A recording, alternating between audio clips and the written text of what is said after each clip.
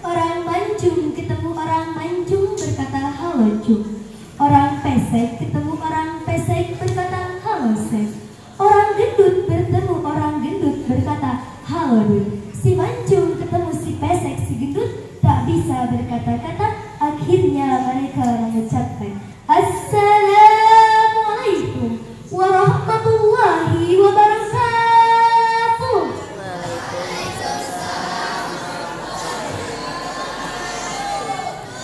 Ada orang terlihat segar, pagi berlari membawa kampak. Terdengar sih terdengar, tapi sayang kurang kompak. Sekali lagi yuk, Assalamualaikum warahmatullahi wabarakatuh. Waalaikumsalam warahmatullahi wabarakatuh. Bandung dulu baru ke Demak, senyum dulu baru disimak. Mana senyumnya? Alhamdulillahirabbil alamin wassalatu wassalam ala asrofil anbiya'i wal mursalin wa ala alihi washabihi ajmain amma ba'du. Pertama-tama dan yang paling utama, marilah kita panjatkan puja puji syukur kehadiran Allah Subhanahu wa taala yang telah memberikan kita kesehatan baik jasmani maupun rohani, sehingga kita dapat berkumpul di tempat ini dengan keadaan sehat walafiat. Salawat beserta salam tak lupa kita curahkan kepada baginda besar yakni Habibana wa Nabiyana wa Maulana Muhammad Sallallahu Alaihi Wasallam. Karena berkat beliaulah dari zaman nenek-nenek makan gegetuk depan rumah sampai zaman nenek-nenek main Facebook depan rumah. Dari zaman orang-orang putar-putar kagak jelas sampai zaman orang-orang main komputer. Dan berkat Nabi Muhammad pula kita bisa membedakan yang mana Al-Quran dan yang mana Quran. Dan berkat Nabi Muhammad pula kita bisa membedakan yang mana teh botol dan yang mana alkohol. Teman-temanku yang cantik-cantik, yang bulu matanya lentik, teman-temanku yang ganteng-ganteng, yang hidungnya mancung, yang pesek mohon maaf gua dicacang. Beli buta campur keju, lalu beli pisang campur cawi. Gak kerasa ketemu lagi sama aku Bianra cantik. Bercanda. Hadirin rahimakumullah, lahirnya hari Senin, tanggalnya 12, bulannya bulan Rabiul Awal, tahunnya tahun gajah. Pada saat 12 Rabiul Awal tahun ke-11 Hijriah, Nabi sakit influenza.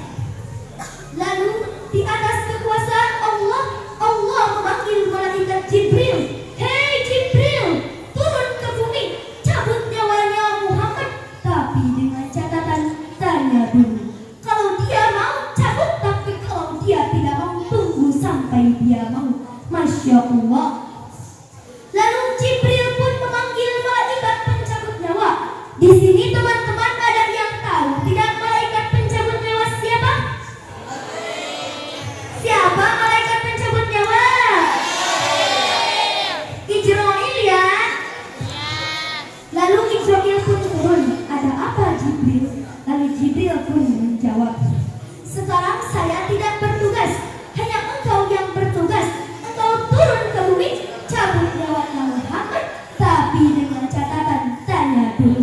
Kalau dia mau cabut, tapi kalau dia tidak mau, tunggu sampai dia mau.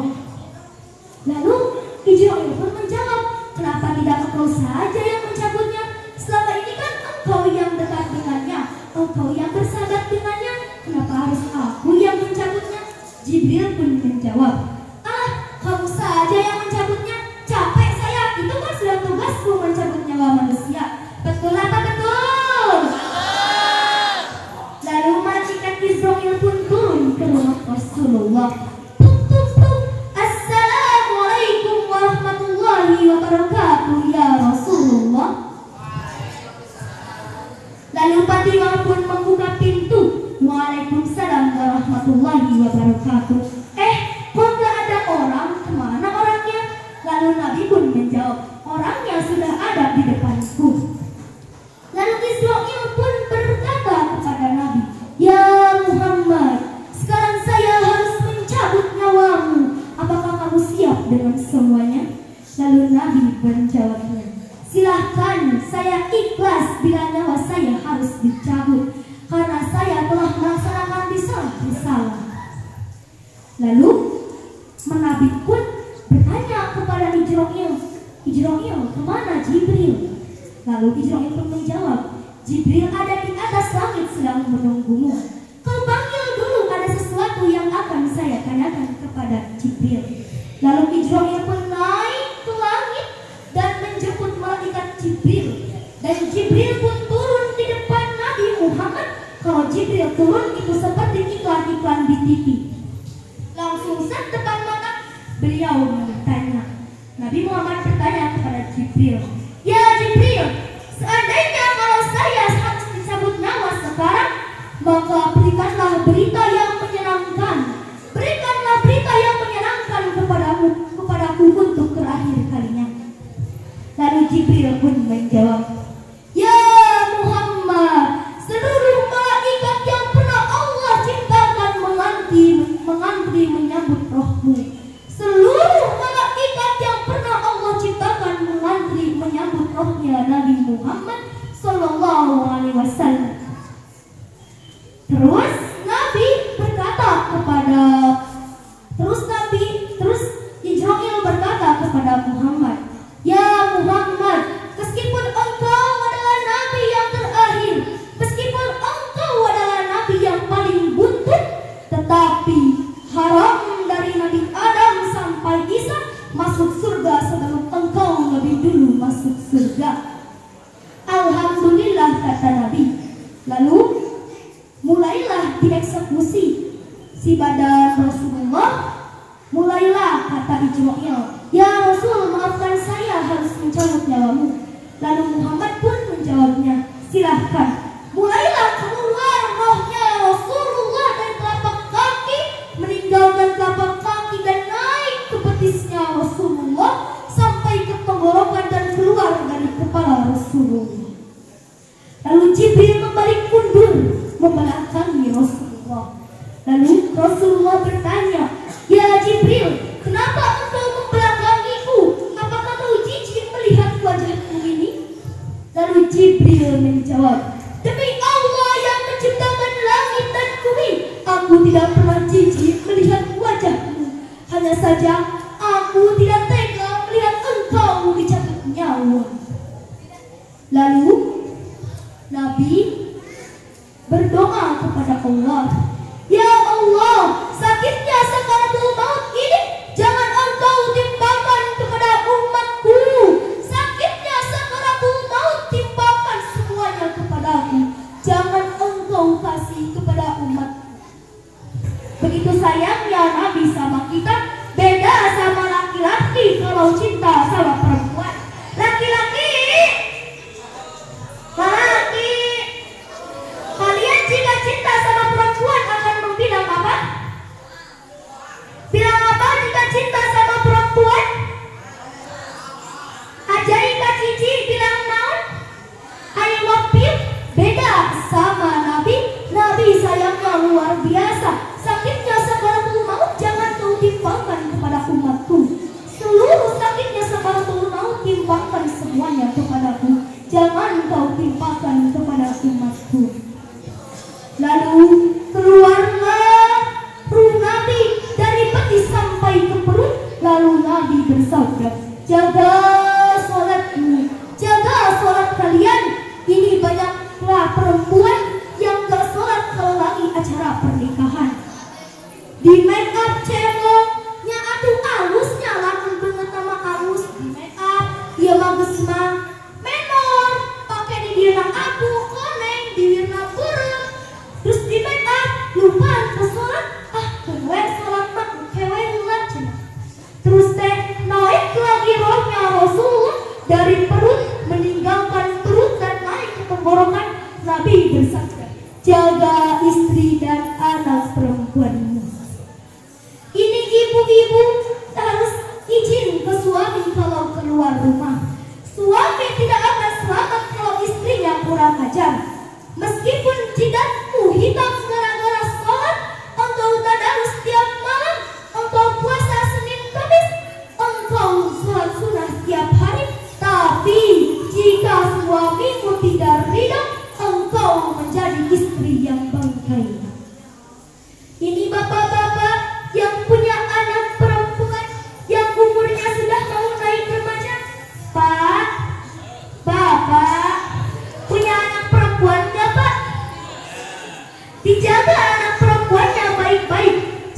sampai engkau lebih mencari anak ayahmu yang hilang daripada anak gadismu yang keluar malam.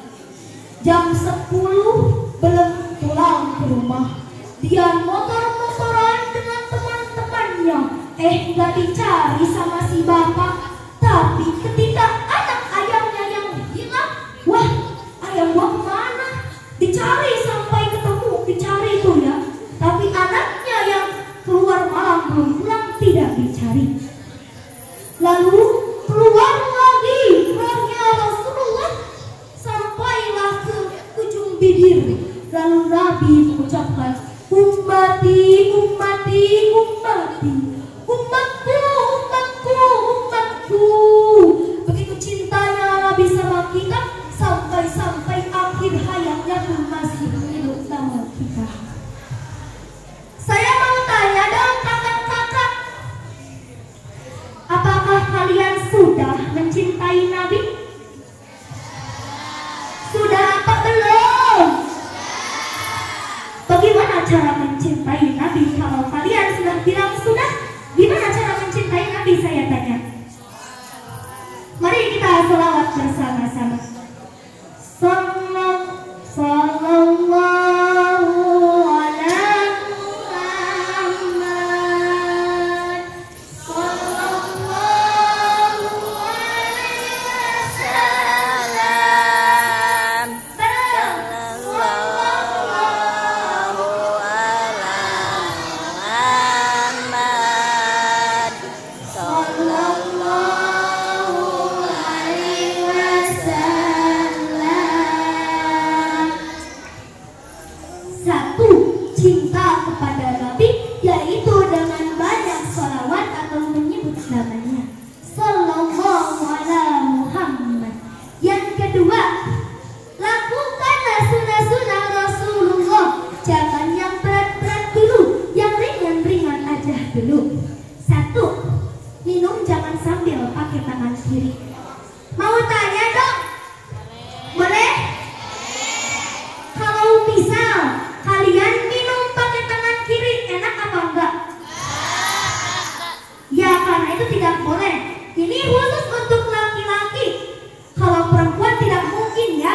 Saya mau tanya sama laki-laki, kalian kencing suka duduk apa jongkok apa berdiri? Kalau kencing suka jongkok apa berdiri? berdiri. Seharusnya laki-laki kalau kencing itu sambil jongkok. Karena kalian kalau kencing sambil berdiri, itu sama saja kalian kencing bersama setan. Perempuan, kalian kalau kencing suka jongkok apa berdiri? Yang benar. Kalau laki rambut ngompong, tiupnya ulah nangtung. Katanya selalu aja setan. Agom. Agom. Agong tidak agong. Yang kedua kata Nabi, wudhu. Ini anak-anak zaman sekarang kalau mau apa-apa suka wudhu dulu kan? Mau tanya laki-laki, kalau kalian suka wudhu nggak? Perempuan kalau lagi gibah suka wudhu nggak? Harusnya wudhu dulu dong biar direstui sama Allah gibahnya.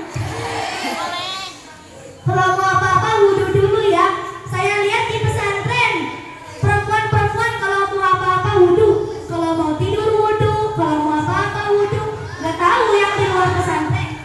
Yang di luar pesantren wudhu dulu nggak? Benar. Yang ketiga kata Nabi, jangan buang air besar menghadap kiblat. Jadi kalau kalian bepergian terus berhenti di masjid, nah kalian masuk toilet nih. Si toiletnya tuh balak apa sih? Kayak baliknya ke kiblat gitu kok. Terus teh kalian teh apa? Iya teh sunah lamun BAB teh ulah balik ke kiblat. Puterkeun si toiletnya teh puterkeun. Bujurna. Kalau Bujurna. puterkeun kalian anu balik puter. Jadi kaditu. Ya nya tuh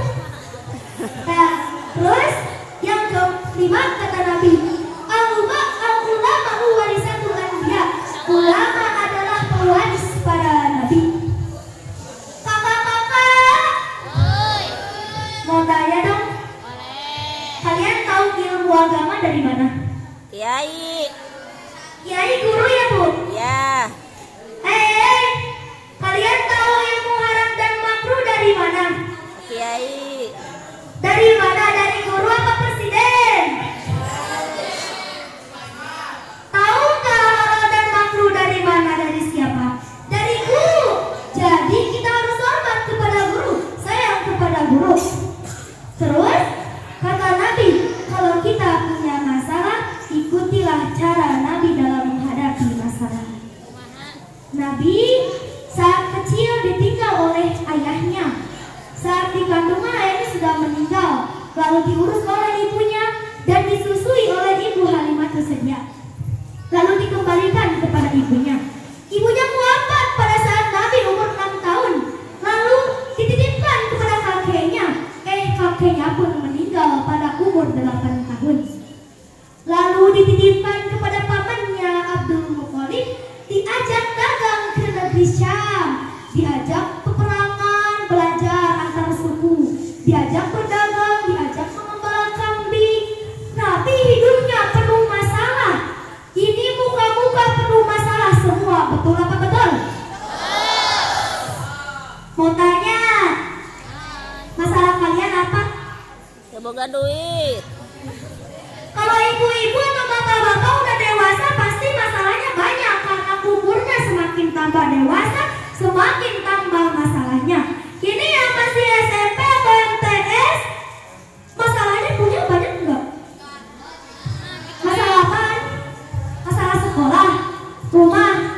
Dan SPP. Masalah apa ini? Anak-anak kelas 7, 8, 9 punya masalah apa? Masalah cinta. Kata Nabi, kalau punya masalah hadapi dengan bijaksana. Kita punya masalah nih sama dia. Misal saya punya masalah sama Puji. Terus ngomong baik-baik aja gitu. Mana. Kalau punya masalah kan pasti ayah si Eta embung ngasihin cenanya. Jadi harus minta maaf lebih dulu kalau kita nggak bersalah. Terus pasti di sini anak muda zaman sekarang nggak banyak sih ya. Kalau berdoa suka lewat media sosial.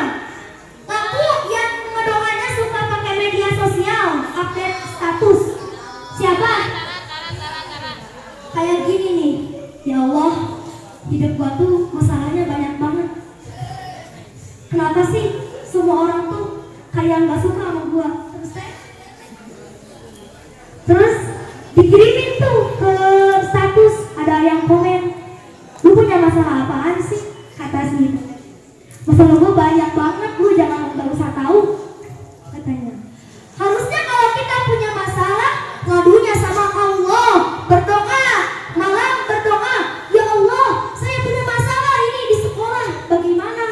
Saya gimana? Gitu. Jangan ngadunya sama media sosial, gak bakal ada yang dengerin. Terus apa ya? Jangan gitu. Setengah 10. Ini teh bukannya kurang senang ya sama kalian, tapi waktu semakin siang saya harus pengen pulang. Jadi